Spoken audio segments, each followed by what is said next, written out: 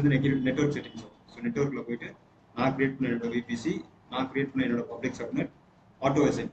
இப்போ வந்து auto SN கொடுக்குறேன் பப்ளிக் ஐபி, நாளைக்கு எலாஸ்டிக் ஐபி யூஸ் பண்ணுறேன். ஸோ நெக்ஸ்ட் வந்து செக்யூரிட்டி குரூப், நான் எடிட் பண்ண செக்யூரிட்டி குரூப் பார்த்தா டிஃபால்ட். ஸோ இந்த நம்பர் வச்சு வெரிஃபை பண்ணிங்கன்னா நேம் வந்து சேஞ்ச் பண்ணிக்கலாம். கொடுத்தாச்சு. இது என்னோட ரூட் வால்யூம். இதில் வந்து ஜென்ரல் பர்பஸ் பார்த்தீங்கன்னா நான் யூஸ் பண்ணுற டைப் பார்த்தீங்கன்னா இதுதான் மேக்னெட்டிக் ஸ்டாண்டர்ட், ரொம்ப ஸ்லோவாக இருக்கும்.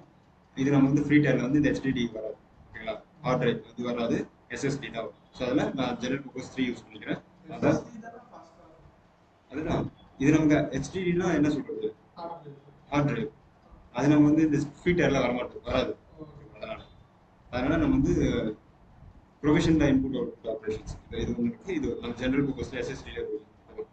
ஸோ அப்புறம் பார்த்தீங்கன்னா இதான் இந்த ரூட் வேல்யூ.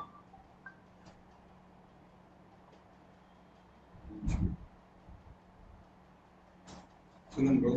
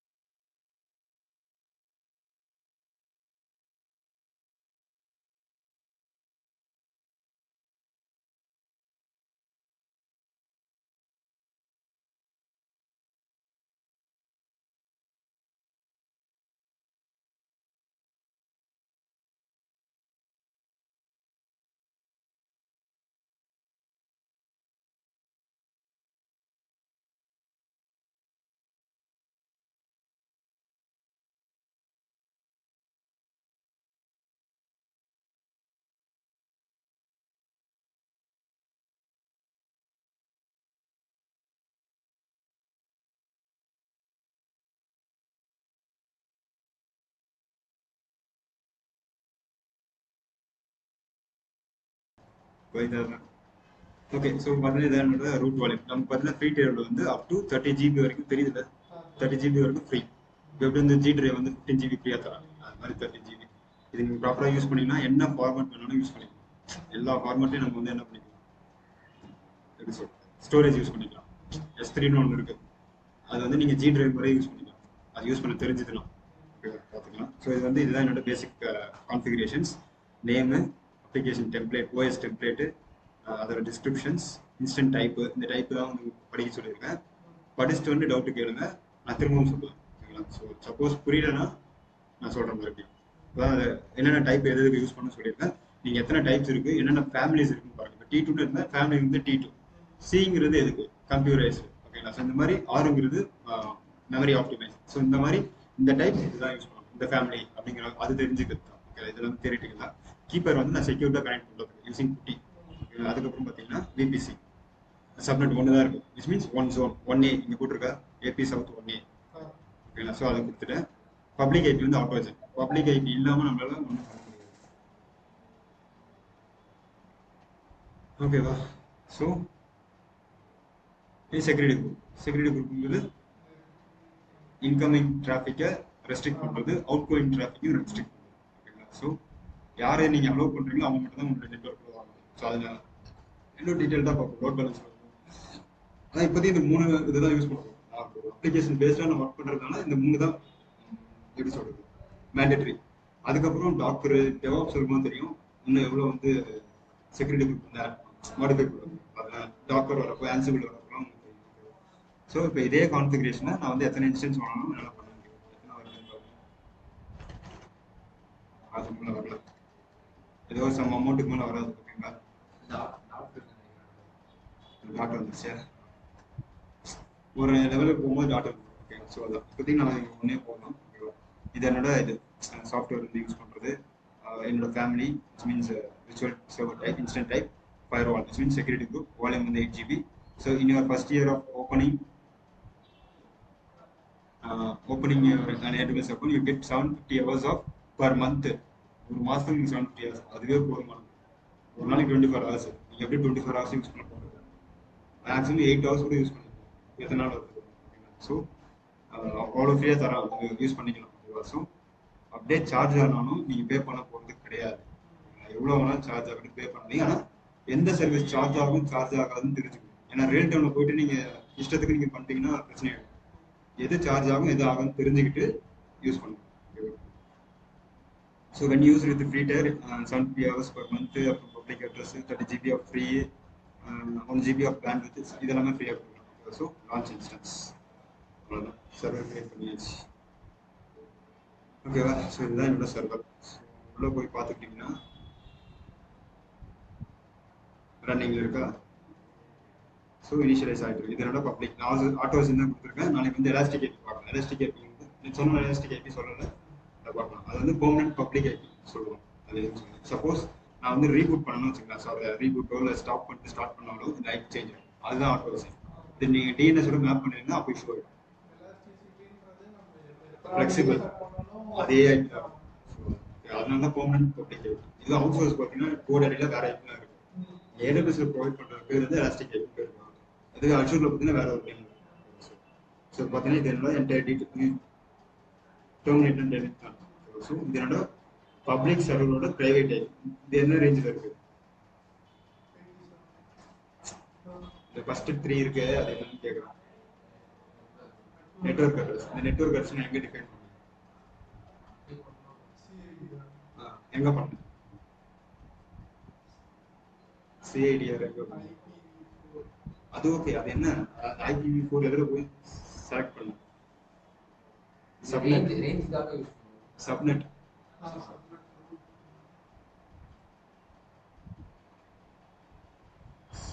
இது வந்து என்னோட மெயின் நெட்வொர்க். அதில் என்னோட சப்நெட்டை பார்த்தீங்கன்னா 10.10.0 நான் ஹோஸ்ட் ஐபி 0 கொடுத்துருக்கேன். ஸோ அது ப்ராபபிலிட்டியில் 87 எடுத்துருக்கேன். ஸோ 256 உள்ளே தான் இருக்குது, ஓகேவா. ஸோ அந்த ரேஞ்சில் இருக்கா. இது என்னோட ப்ரைவேட் ஐபி. இந்த ப்ரைவேட் ஐபி எங்கே யூஸ் பண்ணுவேன், இந்த பப்ளிக் ஐபி எங்கே யூஸ் பண்ணுவேன் போகும் பார்த்தீங்கன்னா, இப்போதைக்கு நான் பப்ளிக் ஐபி யூஸ் பண்ண போகிறேன். ஜஸ்ட் காப்பி பண்ணி ஒரு வெப் பேஜை ஹோஸ்ட் பண்ணுவேன், ஓகேவா. ஸோ அதுக்கப்புறம் இந்த டீட்டெயில்ஸ் இதை போயிட்டு நீங்கள் வீட்டில் போய்ட்டு கிரியேட் பண்ணி பாருங்கள், ஓகேவா. So status and alarms. So இது வந்து இன்ஸ்டன்ஸ் செக்கு, இன்ஸ்டன்ஸ் லெவல். சிஸ்டம்னா CPU RAM அது அந்த லெவல் செக். இன்ஸ்டன்ட்னா இப்போ என்ன இன்ஸ்டன்ட் வந்து என்ன ஸ்டேட்டில் இருக்குது அது அது பாருங்க. ஸோ இப்போ எல்லாமே வந்து கொஞ்ச நேரம் கழிச்சு பார்த்தீங்கன்னா எல்லாமே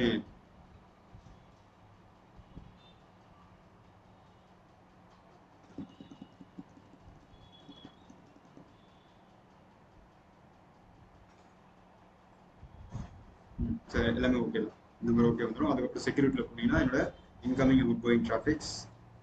அதுக்கப்புறம் நெட்வொர்க்கில் என்னோட VPC சப்நெட், ஸ்டோரேஜில் அந்த 8 GB EPS. இது மானிட்டரிங். ஸோ இது எல்லாமே நம்ம போக பார்க்கலாம். இப்போதைக்கு நான் வந்து இந்த குட்டியில் கனெக்ட் பண்ணி என்ன பண்ண போகிறேன், ஒரு வெப் பேஜை ஹோஸ்ட் பண்ண போகிறேன். அது எப்படின்னு பாருங்கள். சர்ச் குட்டிக்கு போங்க, அந்த காப்பி பண்ண ஐபியை பேஸ்ட் பண்ணுங்க. எங்கன்னா செஷனில் பேஸ்ட் பண்ணிவிட்டு 22 எங்கே யூஸ் பண்ணியிருக்கோம், இந்த போர்ட் 22 எங்கே யூஸ் பண்ணோம்,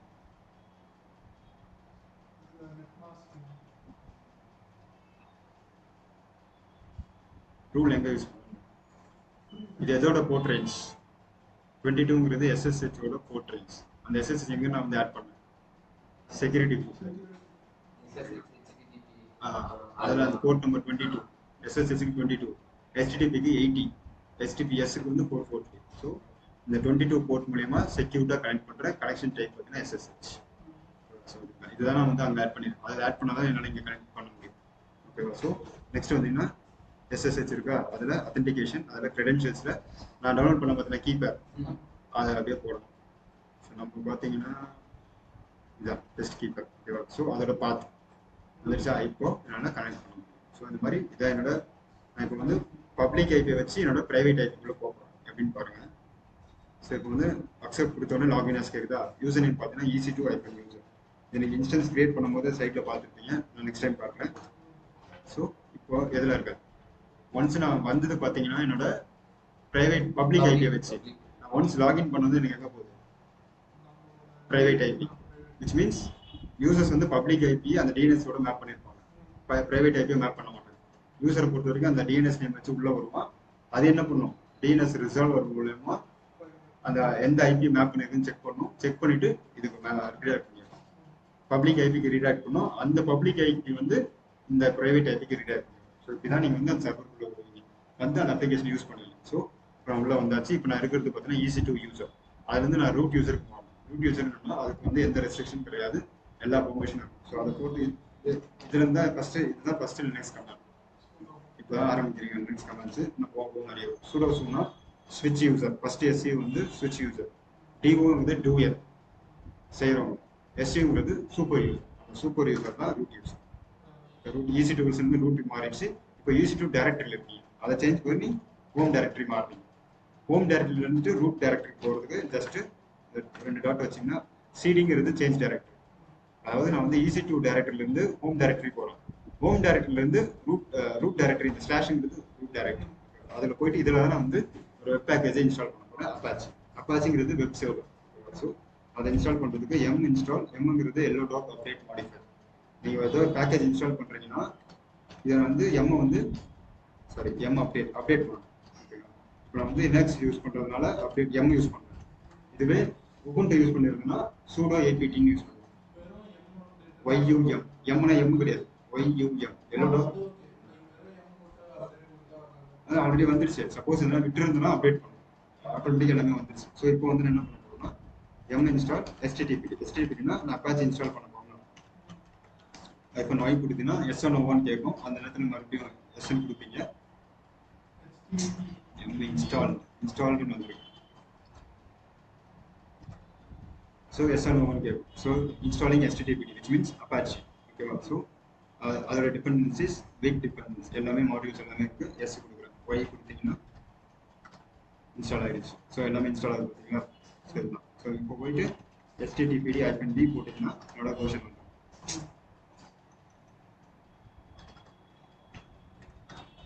ஸோ Apache 2.4.62 அதோட டேட் வந்துச்சு. இப்போது நான் வந்து என்ன பண்ண போகிறோம், வெறும் Apache வெப் சர்வர் தான் இன்ஸ்டால் பண்ணியிருக்கேன். அது வந்து நான் வந்து ஸ்டார்ட் பண்ணல. அது செக் பண்ணுறதுக்கு பார்த்தீங்கன்னா system CTL status of your HTTP கொடுத்தீங்கன்னா என்ன இருக்குது, இன்ஆக்டிவ் டேட்டில் இருக்கா. இப்போ நான் அதை வந்து ஆக்டிவ் அண்ட் ரன்னிங் கண்டிஷனுக்கு கொண்டு வரணும். அது கமாண்ட் பார்த்தீங்கன்னா சிஸ்டம் CTL ஸ்டார்ட் HTTP. ஸ்டார்ட்னு என்ன இருக்கும், இன்ஸ்டால் பண்ண HTTP வெப் சர்வர் ஸ்டார்ட் பண்ணுறேன். ஸ்டார்ட் பண்ணால் தான் யூஸர் பண்ண முடியும். ஸ்டார்ட் பண்ணிட்டேன்.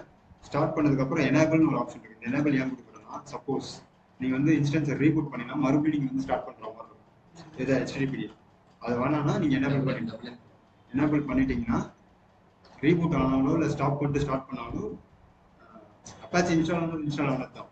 ஆனால் ஸ்டார்ட் அண்ட் ஸ்டாப் மாறிடும். இன்ஸ்டன்ஸை ஸ்டாப் பண்ணும்போது ரீபூட் பண்ணும்போது இது வந்து ஸ்டாப் ஆகிடும். அப்படி ஆகக்கூடாது தான் எனேபிள் பண்ணுறது. ஸோ இப்போ வந்து எனேபிள் ஆகிடுச்சு. இப்போ போயிட்டு இந்த பப்ளிக் ஐபி காப்பி பண்ணி போனால் ப்ரைவேட் ஐபி கிடையாது. ஸோ காப்பி பண்ணி போட்டிங்கன்னா எனக்கு பேசிக் அந்த HTTP-யோட கண்டென்ட் வந்து இப்போ நான் வந்து செக்யூர்டாக பண்ணலை, மேலே பார்த்தாலே தெரியும் நாட் செக்யூர். ஓகேவா? ஏன்னா HTTP 8 யூஸ் பண்ணலாம், இட் ஒர்க்ஸ். என்னன்னா இது வந்து அவன் டிஃபால்ட்டாக அந்த இது கொடுத்துருக்கான். மோர் டூல்ஸில் டெவலப்பர் டூல்ஸில் போய் பார்த்தீங்கன்னா அந்த HTML டாக்குமெண்ட் இருக்கும். இது எல்லாமே ஃப்ரண்ட் அண்ட் டெவலப்பர்ஸ் நான் ஆல்ரெடி சொல்லியிருக்கேன். அஸ் அசோசியேட் நம்ம ஒரு என்வரன்மெண்ட்டை செட் பண்ணி கொடுப்போம், டெவலப்பர்ஸும் அதர் டீம்ஸ் வந்து ஒர்க் பண்ணிப்பாங்க அந்த என்வரன்மெண்ட்டில். அந்த வெப் பேஜ் கிரியேட் பண்ணி கொடுத்துட்டேன், அவன் என்ன பண்ணுவான்? ஆமாம், இதுதான். ஸோ இது எல்லாமே ஃப்ரண்ட் அண்ட் டெவலப்பர்ஸ் பண்ணுறது. ஓகே, ஸோ எப்படின்னு பார்க்கலாம். நெக்ஸ்ட் வந்து ஓகே, இது வந்து இப்போ நான் இந்த கண்டென்ட் எடிட் பண்ண போகிறேன். அது எப்படின்னு பாருங்க. சரி, என்கிட்ட ஆல்ரெடி பார்த்துக்கிட்டிங்கன்னா ஒரு டாக்குமெண்ட் இருக்கு. ஸோ இந்த HTML டாக்குமெண்ட் அப்படின்னு என்னன்னு சொல்கிறேன். இந்த HTML டாக்குமெண்ட்டை நான் வந்து காப்பி பண்ணி பேஸ்ட் பண்ணுறேன். எப்படின்னு பாருங்க ஃபஸ்ட்டு. ஸோ இப்போ என்னன்னா அந்த இட் ஒர்க்ஸ் இருக்கு பார்த்தீங்களா, அது டிஃபால்ட்டாக இருக்குது. இப்போ நான் அந்த வெப் பேஜை போயிட்டு கண்டென்ட் எடிட் பண்ணணும். அதுக்கு ஃபஸ்ட் என்ன பண்ணணும்னா இந்த டேரக்டரிக்குள்ளே போகணும். CD for change directory, variable www HTML. இப்போ நான் வந்து இது எல்லாமே ஒரு டேரக்டரிஸ். இப்போ நான் வந்து தனித்தனியாக போனோம்னா CD வேரியபிள் போட்டோன்னே அதுக்குள்ளே லிஸ்ட் பண்ணி பார்த்தோம்னா www, மறுபடியும் CD www போட்டோம்னா www-க்குள்ளே போடுவேன், அதுக்குள்ளே HTML. நான் தனித்தனியாக போட்டு நான் ஒரே கமெண்டாக போடுவேன். ஸோ இப்போ டேரெக்டாக எனக்கு கூட்டு போனால் HTML-குள்ளே போடுவேன். ஸோ இப்போ இந்த HTML-குள்ளே தான் நான் எடிட் பண்ண போகிறேன். என்னென்ன BA-ங்கிறது எடிட்டர், index.html இது கொடுத்தனா எனக்கு எடிட்டர் பேஜ் போகும். இது என்னோட எடிட்டர் பேஜ். இங்கே நீங்கள் என்ன எடிட் பண்ணுறீங்களோ அதுதான் என்ன ஆகும், அந்த வெப் பேஜில் வரும். So first I for insert option வரும். கீழே பார்த்தீங்கன்னா தெரியும். ஃபஸ்ட்டு பண்ண எப்படி இருக்கும், நீங்கள் ஐ அமுத்தினா தான் உங்களால் எடிட்டே பண்ண முடியும். இந்த மாதிரி இன்சர்ட் வந்ததுக்கு அப்புறம் தான் நீங்கள் கண்டென்ட் எடிட் பண்ண முடியும். ஸோ நான் இங்கே வந்து ஜஸ்ட் டெக்ஸ்ட்டு வந்து டெஸ்ட்டு வெப் பேஜ்னு போடுறேன். ஓகேவா? அப்பாச்சி 2. ஓகேவா? இது என்னோட கண்டென்ட். இப்போது நான் காப்பி பண்ண அந்த HTML கண்டென்ட் இங்கே போடுறேன்.